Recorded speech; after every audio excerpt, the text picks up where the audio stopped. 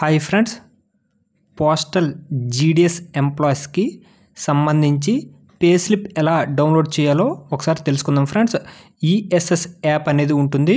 ఆ app install చేసుకోవాలి. ESS అంటే employee self service application friends. App install చేసుకున్న తర్వాత ఇలా అయితే మీకు ఓపెన్ అవుతుంది ఫ్రెండ్స్. ఓపెన్ అయిన తర్వాత యూజర్ ఐడి పాస్వర్డ్ అడుగుతుంది. యూజర్ ఐడి అంటే మీ ఎంప్లాయీ ఐడి.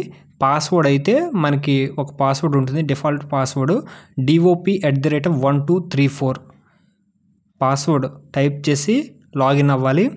లాగిన్ అయితే మనకి అప్లై లీవ్ రిపోర్టు ఇలా చాలా ఆప్షన్స్ కనిపిస్తాయి. లాస్ట్ ఆప్షన్ పే స్లిప్ అని ఉంటుంది.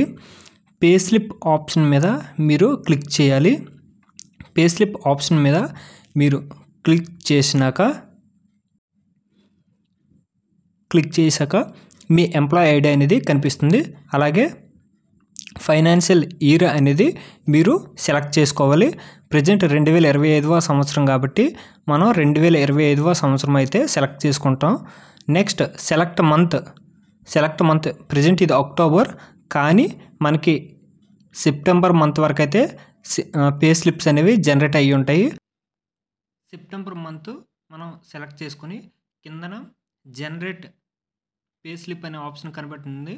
ఆ ఆప్షన్ మీద క్లిక్ చేస్తే మీకు సంబంధించిన పే స్లిప్ అనేది ఓపెన్ అవుతుంది ఫ్రెండ్స్.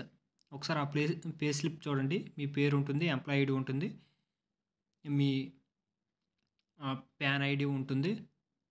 అలాగే మీకు శాలరీ ఎంత వస్తుంది, ఎర్నింగ్స్ ఎంత, డిడక్షన్ ఎంత, అవుట్ ఆఫ్ అకౌంట్ ఎంత వస్తుంది, అలాగే మీకు మీ చేతికి ఎంత అమౌంట్ వస్తుంది అంటే కటింగ్స్ పోను, అలాగే 1 ఇయర్కి ఎంత అమౌంట్ వస్తుంది, ఎంత డిడక్షన్ అవుతుంది అనేది మీకు టోటల్గా ఒక పట్టిక రూపంలో అయితే చూపిస్తుంది ఫ్రెండ్స్. మీకు కనుక ఈ వీడియో నచ్చినట్టయితే లైక్ చేయండి, షేర్ చేయండి, సబ్స్క్రైబ్ చేసుకోండి ఫ్రెండ్స్.